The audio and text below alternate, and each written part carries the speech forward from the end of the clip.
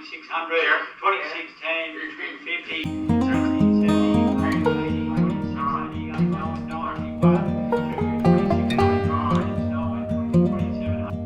Good morning viewers, very exciting day today. We're selling our wool. It goes to auction in Sydney. AWN are selling it on our behalf. We're looking forward to seeing what the results are. It looks like the market's going to be very strong, and we should get much better prices than we got last year. I mean, last year was just bloody awful, and the year before was pretty horrible too. So we're looking forward to sort of picking up a bit of lost ground if we can have a good sale today. So let's see how it goes. 400, 2400 cents, 2250, 2330, 40, 2340 cents, New England wool, 1400, 2300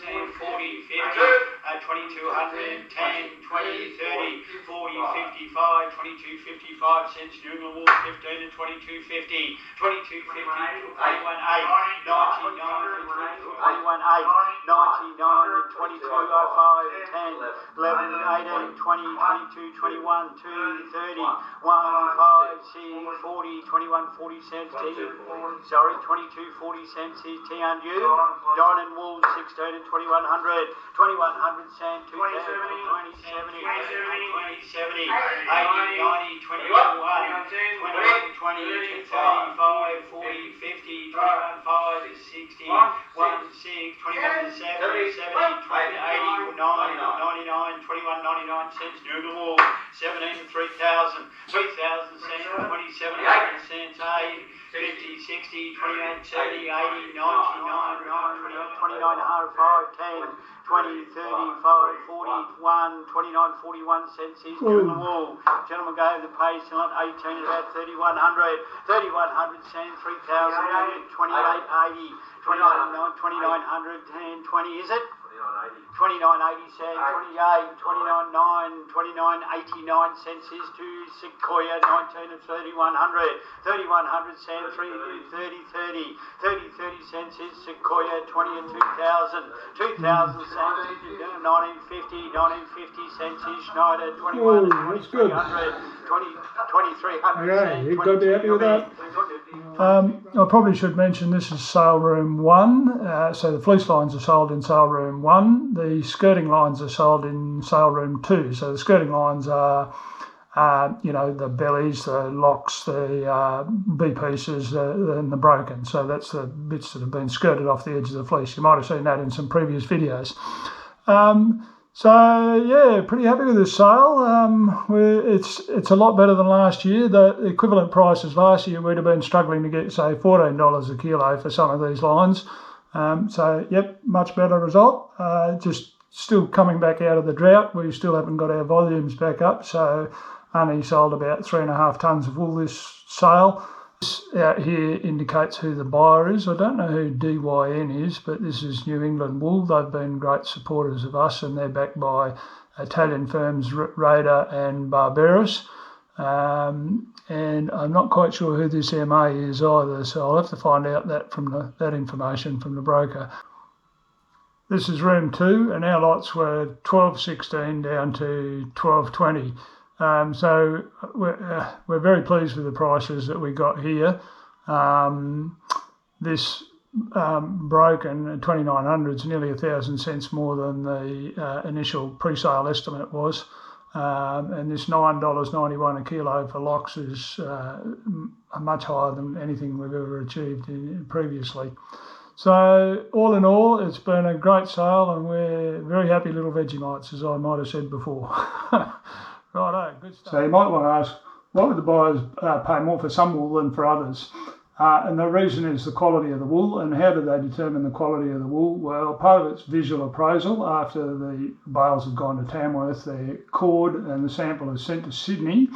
It's put in boxes in the sale room. The buyers come through, they have a look, they feel it, they look at it, they smell it, they do God knows what else with it, and they determine how well it will go in their particular processing system and what sort of fabric they can make with it and all that sort of stuff. But they're also assisted by some objective measurements. So you can measure things like the fibre diameter in microns. You can measure the amount of vegetable matter in it, so it's the seed and whatnot from the paddock. You can measure the length, the strength, and a few other things, curvature, yield, the amount of wool in the sample. So I'll just show you what that looks like in the test results. I won't explain it in too much detail, but I'll just give you a bit of an overview. So this table here shows the test results. At the moment, the price is primarily driven by the fibre diameter, which is measured in microns. So the finer the wool, the higher the price is a general rule at the moment. So there's micron, there's vegetable matter as a percentage. The other things to take notice of are the length of the staple. So that's the column headed SL. The staple strength, which is measured in newtons. We need to be above 40 if we can, although a number like 38 is acceptable.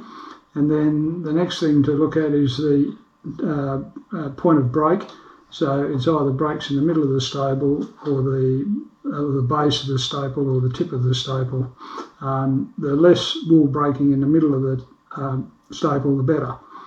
The other information that we got here is the bale weights. So the minimum weight for a bale is 120 kilograms and the maximum is 204 kilograms.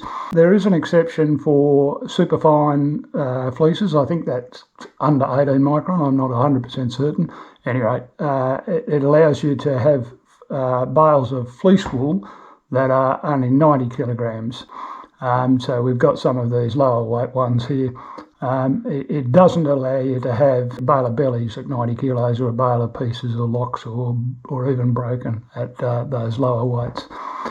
Yeah, a couple of days after the sale, you get a report from the brokers, which just gives you a bit of an overview of what happened in the market. And it was a good sale. The Eastern Market Indicator went up about 50 cents. And of particular note was a sale of some wool by Peter McNeil down at Europambula, which is just down the road at Walker.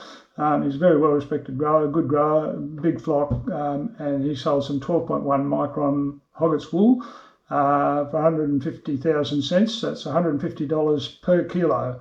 I think there was one bale, and I think it was about, it was about 170 kilos, something like that. So well done, Peter. That was a good job, and it's great to see such a strong wool market and the finer and better quality wools getting the recognition in the market. It's a post-COVID thing. During COVID, obviously, the Italian mills and other European mills were badly affected by COVID, so they sort of had to shut, and so demand fell off, and now they've reopened and demand's kicked up again, and they're paying a fair price. So that's really good to see. Yeah, we're very pleased about that. The other thing in that broker's report is that they pick out some selected lines just to give readers an overview of what's happening at the different micron levels, the prices at the different micron levels. And just so happened that some of our lines actually got picked up in there and highlighted. So that's always very pleasing to see that sort of thing. Yeah, very chuffed. So that's about it for this video. I hope you enjoyed this look at what happens when you send your wool. Maybe next year when COVID's over, we can go down to Sydney and we could actually show you, a bit more about it. It'd be good to be able to do that.